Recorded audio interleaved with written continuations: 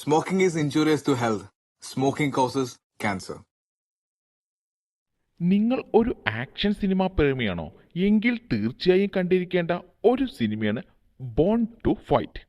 2004 പുറത്തിറങ്ങിയ Thailand action മൂവിയാണ് ഇത്. ഈ വീഡിയോ ആദ്യമായാണ് നിങ്ങൾ കാണുന്നതെങ്കിൽ ഈ ചാനൽ സബ്സ്ക്രൈബ് ചെയ്യുക, തൊട്ടടുത്തുള്ള ബെൽ ഐക്കൺ എനേബിൾ ചെയ്യുക. ഈ സിനിമ നിങ്ങൾ കണ്ടവരാണെങ്കിൽ സിനിമയെക്കുറിച്ചുള്ള അഭിപ്രായങ്ങൾ കമന്റ് ബോക്സിൽ രേഖപ്പെടുത്തുക. സിനിമ കാണാത്തവരാണെങ്കിൽ സിനിമയുടെ ലിങ്ക് ഡിസ്ക്രിപ്ഷൻ ബോക്സിൽ നൽകിയിട്ടുണ്ട്, തീർച്ചയായും കാണുക. ഇനി സിനിമയിലോട്ട് വരാം.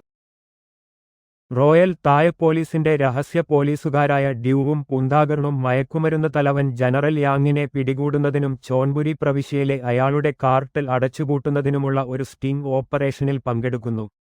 ഒരു വിനാശകരമായ ട്രക്ക് പിന്തുടരലിനുശേഷം ജനറൽ യാങ്ങിനെ പിടികൂടാൻ അവർക്ക് കഴിയുന്നു. പക്ഷേ മയക്കുമരുന്ന് തലവൻ തന്റെ ട്രക്കുകളിലൊന്നിൽ സ്ഥാപിച്ച ബോംബിൽ പൂന്താഗർ കൊല്ലപ്പെടുന്നു.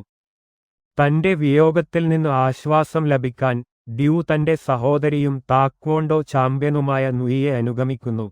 തായ്ലൻഡ് ബർമീസ് അതിർത്തിക്കടുത്തുള്ള ഫാതോങ് ഗ്രാമത്തിലേക്ക് ദുരിതാശ്വാസ വസ്തുക്കൾ വിതരണം ചെയ്യുന്നതിനായി രാജ്യത്തിന്റെ സ്പോർട്സ് അതോറിറ്റി സ്പോൺസർ ചെയ്യുന്ന ഒരു ചാരിറ്റി പരിപാടിയിൽ പങ്കെടുക്കാൻ അദ്ദേഹം പോകുന്നു. ഡ്യൂവും നുയിയും അവരവരുടെ കായിക ഇനങ്ങളെ പ്രതിനിധീകരിക്കുന്ന മറ്റ് അത്ലറ്റുകളോടൊപ്പം ഗ്രാമത്തിലെത്തി നാട്ടുകാരെ രസിപ്പിക്കുന്നു. പെട്ടെന്ന് ഒരു സായുധ പോരാളി ഗ്രാമം ആക്രമിച്ച് നിരവധി പേരെ കൊല്ലുകയും ബാക്കിയുള്ളവരെ ബന്ദികളാക്കുകയും ചെയ്ത രക്ഷപ്പെട്ട ഗ്രാമീണരുടെ ജീവൻ രക്ഷിക്കാൻ 24 മണിക്കൂറിനുള്ളിൽ ജനറൽ യാങ്ങിനെ മോചിപ്പിക്കണമെന്ന് പോരാളികൾ ആവശ്യപ്പെടുന്നു. അനുസരിക്കാത്തതിന്റെ ഫലമായി ഗ്രാമവാസികളെയെല്ലാം കൊന്നൊടുക്കിയ സംഭവം പോരാളികൾ ലോകമെമ്പാടും പ്രക്ഷേപണം ചെയ്യും. പോരാളികളുടെ നിരീക്ഷണ ക്യാമറകൾ ടാസ്ക് ഫോഴ്സ് 90 തായ് സ്പെഷ്യൽ ഫോഴ്സ് സൈനികരെ പരിസരത്ത് കാണുകയും കൂടുതൽ ഗ്രാമീണരെ വധിക്കുകയും സമയപരിധി അടുത്ത ദിവസം രാവിലെ 8 മണി ആയി ചുരുക്കുകയും ചെയ്തപ്പോൾ ഗ്രാമം മോചിപ്പിക്കാനുള്ള പ്രധാനമന്ത്രിയുടെ ശ്രമം പരാജയപ്പെടുന്നു. പോരാളികളുടെ ക്യാമ്പിലേക്ക് നുഴഞ്ഞുകയറിയപ്പോൾ ജനറൽ യാങ്ങിനെ മോചിപ്പിച്ചുകഴിഞ്ഞാൽ അവർ ബാങ്കോക്കിലേക്ക് ഒരു ആണവ മിസൈൽ തൊടുത്തുവിടുമെന്നും അവർ രക്ഷപ്പെട്ടതിന് ശേഷം ഗ്രാമം പൊട്ടിത്തെറിക്കുമെന്നും ഡ്യൂ കണ്ടെത്തുന്നു. അയാൾക്ക് നടപടിയെടുക്കാൻ കഴിയുന്നതിനു മുമ്പ് അദ്ദേഹത്തെ പിടികൂടി മറ്റ് ഗ്രാമവാസികൾക്കൊപ്പം എറിയുന്നു. പിറ്റേന്ന് രാവിലെ ജനറൽ യാങ്ങിനെ ജയിലിൽ നിന്ന് മോചിപ്പിച്ച് ഫാതോങ് ഗ്രാമത്തിലേക്ക് എയർലിഫ്റ്റ് ചെയ്യുന്നു.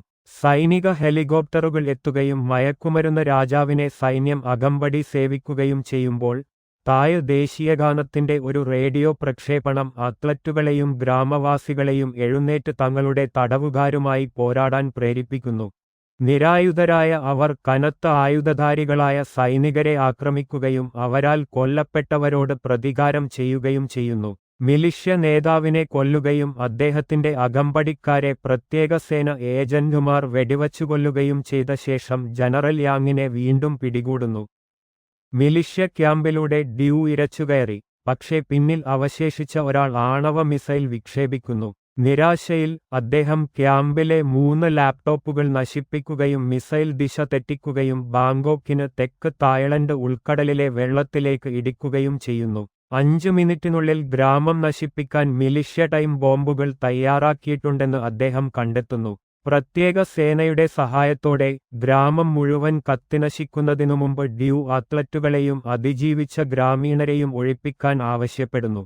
പക്ഷേ സമയപരിധി അടുക്കുമ്പോൾ അദ്ദേഹം ടപ്പിനെ രക്ഷിക്കാൻ ശ്രമിക്കാൻ തിരികെ പോകുന്നു. അപ്പൊ എല്ലാം പറഞ്ഞ പോലെ അവിടുന്ന് ആശാൻ മുമ്പേ നടക്കും, ശിഷ്യ പിറകെ നടന്നാൽ മതി, മേലാൽ ഓവർടേക്ക് ചെയ്യരുത്.